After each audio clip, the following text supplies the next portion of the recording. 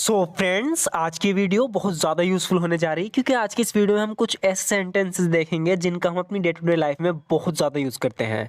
So friends, आपको बहुत कुछ सीखने को मिलेगा, बस इस वीडियो को एंड तक ज़रूर देखना। सो फ्रेंड्स, शुरू करते हैं। यहाँ पर ये किससे कह रही है कि मुझे ऐसा लगता है हमने इस बारे में काफ़ी बात कर ली। तो यहाँ पर किसी टॉपिक पे बात कर रहे थे, काफ़ी देर बात हो गई करते करते, तो कह रही है कि I feel like we have talked about it enough. I feel like we have talked about it enough, यानी मुझे लगता है कि हमने इस बारे में काफ़ी बात कर ली। क्या हम कृपया इस विषय से आगे बढ़ सकते हैं, यानी क्या हम इस टॉपिक से अब आगे बढ़ सकते हैं। Can we move on from this topic please. Can we move on from this topic please. तो कह रही है कि इस टॉपिक पे हमने काफ़ी बात कर ली, क्या प्लीज़ हम इस टॉपिक से आगे बढ़ सकते हैं। Can we move on from this topic please. मैं थोड़ा बेहतर महसूस करने की उम्मीद में यहाँ टहलने आई थी। तो बता रही है कि ये जगह, जब ये इस जगह टहलने आती है तो इसे काफ़ी सुकून मिलता है। तो बता रही है कि I came here for a stroll in the hope of feeling a little better. I came here for a stroll, इसका मतलब है कि मैं स्ट्रोल के लिए आई थी, नहीं टहलने आई थी। इन द होप ऑफ, इस उम्मीद में, फीलिंग अ लिटिल बेटर, कि मुझे थोड़ा अच्छा महसूस हो।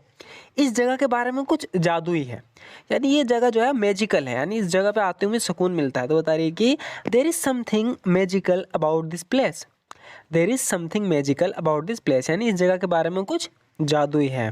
मैं पूरी तरह से ख्याल में डूबी हुई थी। इंग्लिश में हम कह सकते हैं कि I was fully engrossed in my thoughts. पहले बताया हमने, इंग्रोस्ड यानी कि घिरे होना, पूरी तरीके से गुम हो जाना, किसी चीज़ में खो जाना। तो बता रही कि I was fully engrossed in my thoughts, यानी मैं अपने ख्यालों में पूरी तरीके से डूबी हुई थी। हम सब एक लाइन में खड़े हो गए। We all stood in a line. जब हम बताते हैं किसी को कि हम लाइन में खड़े हुए, तो इस तरीके से हम कह सकते हैं कि we all stood in a line, यानी हम सब एक लाइन में खड़े हो गए। नेक्स्ट देखते हैं फ्रेंड्स, यहाँ पर ये बता रही है कि दोस्तों के साथ बाहर जाने से मुझे तनाव दूर करने में मदद मिलती है। तो कह रही है कि मुझे वो काफ़ी जब टेंशन होती है तो मैं दोस्तों के साथ बाहर घूमने चली जाती हूँ, जिससे कि मेरा तनाव कम हो जाता है, मुझे सुकून मिलता है। तो बता रही है कि going out with friends helps me relieve stress.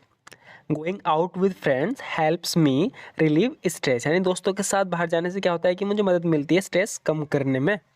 अपने परिवार के साथ छुट्टियों पर जाना एक ऐसी चीज़ है जिसका मैं हमेशा से इंतज़ार करती हूँ। इंग्लिश में बोलेंगे, going on vacation with my family is something I always look forward to. Look forward, किसी चीज़ के लिए लुक फॉरवर्ड करना, यानी उसका इंतज़ार करना, उसका बेसब्री से इंतज़ार करना, उसकी चाहत होना। तो बता रही है कि going on vacation with my family, यानी अपने परिवार के साथ वेकेशन पे जाना, छुट्टियों पे जाना, इज़ समथिंग, एक ऐसी चीज़ है, I always look forward to, जिसका मैं हमेशा से इंतज़ार करती हूँ। तुम्हारी तरह मेरे पास कार नहीं है। तो यहाँ पर इन्हें कहीं जाना है, तो कह रहा है कि जल्दी चलो, तो कह रही है कि मैं लेट हो जाऊंगी आने में, क्योंकि मेरे पास तुम्हारी तरह कार नहीं है। इंग्लिश में हम कह सकते हैं कि I don't possess a car as you do. I don't possess a car, possess की जगह आप हैव भी कह सकते हो कि I don't have a car as you do, लेकिन एक नया वर्ड सीखने को मिल जाएगा अगर हम इसको भी देखें। तो यहाँ पर हम कह सकते हैं कि I don't possess a car as you do, तुम्हारी तरह मेरे पास कार नहीं, यानी मैं कार पोजेस नहीं करती, क्योंकि मैं तुम्हारी तरह पैसे वाले नहीं हूँ। अब यहाँ पर बिकॉज का यूज़ करके हम बता सकते हैं, लेकिन यहाँ पर हम फ़र्क बता रहे हैं, कह रहे हैं कि अनलाइक यू, यानी कि unlike you I am not financially well of. Unlike you I am not financially well of. तो यहाँ पर आप इस तरीके से कह सकते हो कि unlike you I am not financially well of. क्या ये ऐसे बोल सकते हो, because I am not financially well of, क्योंकि तुम्हारी तरह मैं पैसे वाली नहीं हूँ। हम अपने अलावा किसी के भरोसे नहीं रह सकते। यहाँ पर कह रही है कि हम किसी के भरोसे नहीं रह सकते, हमें खुद ही करना होगा, कोई काम है तो कह रही है कि we can't rely on anyone but ourselves. We can't rely on anyone but ourselves, यानी किसी पर भी, हम अपने अलावा किसी पर भी भरोसा नहीं कर सकते। We can't rely on anyone but ourselves. तुमसे बात करके दिल खुश हो गया। जब भी हमें किसी से बात करके अच्छा महसूस होता है तो हम कह सकते हैं कि talking to you brought joy to my heart. Talking to you brought joy to my heart, यानी तुमसे बात करके ना दिल को सुकून मिल गया। Talking to you brought joy to my heart.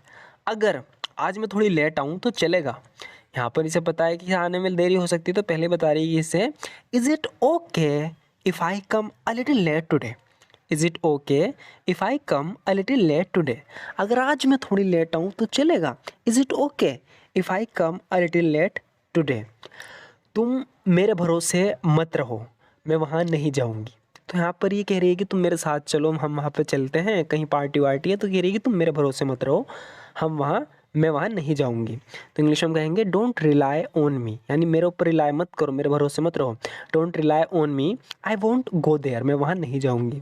Don't rely on me, I won't go there. और अगर मैं गई भी तो बहुत लेट पहुँचूँगी, यानी अगर मैं गई तो मैं लेट ही जाऊँगी। तो इसको इंग्लिश में बोलेंगे if I happen to go. यहाँ पर हैपन टू का यूज़ हुआ है, यानी अगर ऐसा हुआ कि मैं गई, तो यहाँ पर इस सिचुएशन के लिए बात कर रहे हैं हम कि if I happen to go, उम्मीद है कि हम नहीं जाएंगे लेकिन 1% अगर चले गए, तो if I happen to go there is a possibility of me arriving very late. तो बहुत ज़्यादा पॉसिबिलिटी है कि मैं बहुत लेट आऊँगी। इफ़ आई हैव, पहले तो ये बता ही रही है इससे कि don't rely on me, I won't go there, मेरे भरोसे मत रहो, मैं नहीं जाऊँगी। लेकिन 1% अगर चली गई तो उस सिचुएशन में कह रही है if I happen to go there is a possibility of me arriving very late. मुझे तुम्हारी तरह घूमने की आदत नहीं है। इस सेंटेंस को कई तरीके से हम बना सकते हैं, लेकिन हम इसे अनलाइक का यूज़ करके इस तरीके से भी कह सकते हैं कि unlike you I don't have a tendency to go exploring. यहाँ पर घूमने के लिए हमने एक्सप्लोरिंग का यूज़ किया है, एक्सप्लोर करना चीज़ को, कहीं पे घूमने जाना मतलब उस जगह को एक्सप्लोर करना। यहाँ पर बता रही है कि अनलाइक यू। देखो, अगर होता है कि तुम्हारी तरह मुझे घूमने की आदत है तो हम बोलते हैं लाइक यू, लेकिन कह रही है कि तुम्हारी तरह मुझे घूमने की आदत नहीं है तो हम बोलेंगे unlike you I don't have a tendency to go exploring. Unlike you I don't have a tendency to go exploring. तुम्हारी तरह मुझे एक्सप्लोर करने की आदत नहीं है, यानी घूमने की आदत नहीं है। सबकी नज़रें पार्टी में तुम पर ही थी। किसी को बता रहे कि तुम पार्टी में बड़ी खूबसूरत लग रही थी, क्योंकि all eyes were on you at the party. All eyes were on you at the party, सबकी नज़र पार्टी में तुम पर ही थी। All eyes were on you at the party में तुमने जो ड्रेस पहनी थी वो बेहद खूबसूरत थी। द ड्रेस दैट यू वोर at the party was stunning. The dress that you वोर एट द पार्टी, वो ड्रेस जो तुमने वोर की थी यानी पहनी थी पार्टी में, वॉज स्टनिंग, वो स्टनिंग थी यानी बेहद खूबसूरत थी। मेरा तो नसीब ही ख़राब है। इंग्लिश में बोलेंगे आई have a really bad luck.